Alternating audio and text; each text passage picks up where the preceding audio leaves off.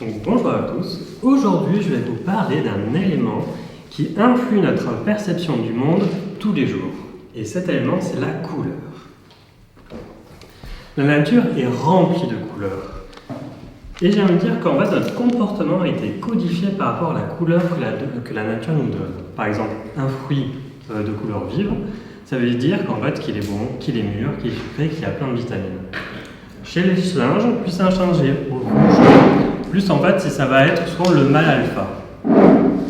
Pareil au niveau des fleurs, en fait, certaines fleurs peuvent changer de couleur en fonction de son taux de pollen. Donc nous, dans notre inconscient, en fait, la vue d'une couleur va déclencher certaines émotions, voire certaines réactions. Par exemple, en regardant du bleu, automatiquement, ça va nous apaiser, on va se sentir un peu plus relaxé. La tension et le rythme respiratoire va diminuer. Si on regarde du jaune, on va se sentir un peu plus en gaieté, un peu plus en joie. Le vert, on va se sentir plus équilibré, plus serein avec nous-mêmes ou à l'instant T. Et si on regarde du rose, le rose va nous créer en fait une sensation de bien-être ou de bonheur. Et le mieux, c'est le rouge. Le rouge, c'est la couleur de l'amour et de la haine. Ça stimule la vigilance, augmente les réflexes, l'action, et ça rend les femmes plus séduisantes. Donc, toutes ces couleurs, en fait, ça va influencer la perception des choses. Par exemple, dans la lutte gréco-romaine, donc il y a un lutteur qui est habillé en rouge et un lutteur qui est habillé en bleu. En fait, si on prend le résultat de tous les matchs officiels, en fait, il y a 66% des gagnants, en fait, c'est le lutteur rouge. Parce qu'en portant sa tunique rouge, inconsciemment, il va se sentir plus fort, plus agressif. Alors que le lutteur bleu, inconsciemment, il va devenir un petit peu plus passif et en fait, il va voir l'autre comme un danger, donc il va être un peu moins agressif. Pareil, vous prenez un vin blanc. Vous changez avec des décollants sa couleur, donc d'un vin blanc, vous passez en rosé ou en vin rouge. Ça a le même goût, et pourtant, si vous le faites goûter aux gens, ils vont ressentir des nuances qui vont être appropriées à la couleur du vin, alors qu'à la base, c'est le même vin. Pareil, 2 pièces, de même température, en fonction de la décoration que vous allez y mettre, la perception de la température va évoluer, une pièce plus froide, une pièce plus chaude. Également, vous croisez un inconnu dans la rue, s'il est habillé de couleur un peu sobre, on va dire de lui qu'il va être plutôt gentil,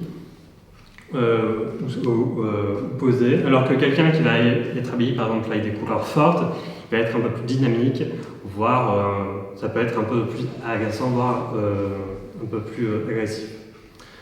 D'ailleurs, le marketing, c'est quelque chose qui l'ont très bien compris.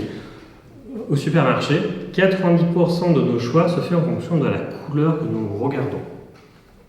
Par exemple, McDonald's a vu ses votes augmenter juste en changeant son logo d'un logo rouge à un logo vert.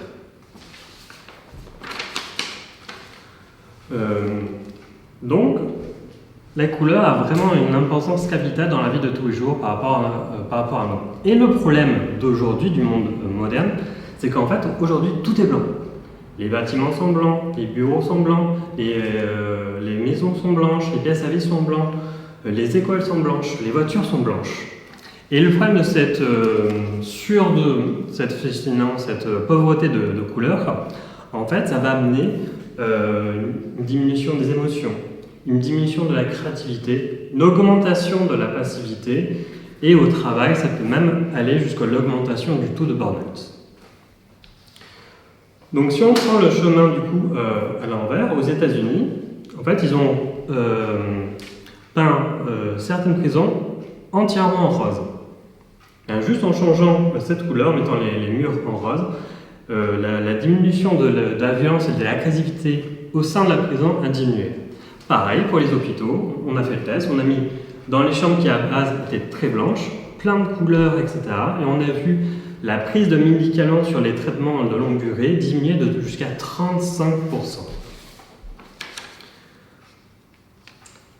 Alors, donc la question que je pose, c'est comment pouvons-nous utiliser ces couleurs dans notre quotidien?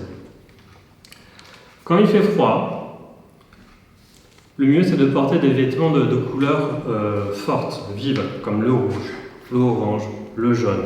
On va avoir cette sensation qu'on a un petit peu plus chaud. Pareil pour une pièce. L'hiver, on peut mettre des couleurs un peu plus chaudes pour augmenter notre perception de la température.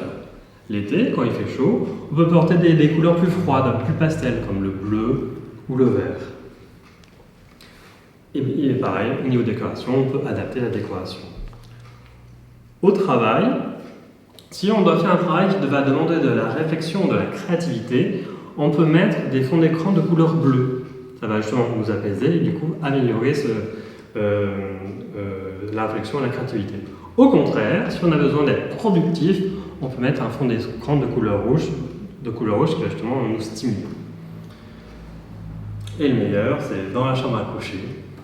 En fait, on a vu que pour les couples qui ont une chambre à coucher de couleur mauve, ils ont 3,5 rapports par semaine, alors que pour les couples qui ont une chambre à coucher de couleur blanche, en fait, c'est moins de 2 rapports. Donc aujourd'hui, je vous dis, quelle couleur allez-vous mettre dans votre vie? Merci à vous.